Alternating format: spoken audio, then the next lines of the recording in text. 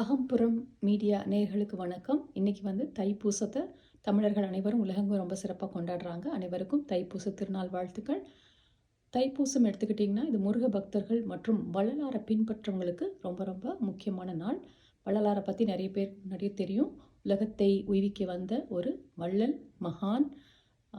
அவரோட முக்கியமான கொள்கை என்னன்னு பார்த்தீங்கன்னா ஜீவகாருண்யம், அதாவது ஆண்மநேய ஒருமைப்பாடு, எல்லா உயிர்களையும் தன்னோட உயிர் மாதிரியே பார்க்கறது. அவர் என்ன சொல்லாருன்னா, இப்போது எல்லா உயிரையும் தன்னோட உயிர் மாதிரி பார்த்தீங்கன்னா எப்படி அதை கொன்று தின்ன மனசு வரும். அதாவது உயிர்களை கொல்லாமை மிக மிக முக்கியமான கொள்கையாக இருக்குது வல்லார் பின்பற்றவங்களுக்கு. புலால் மறுத்தல், உயிர்களை கொல்லாமை, அதுதான் ரொம்ப ரொம்ப முக்கியமான ஒரு கொள்கை.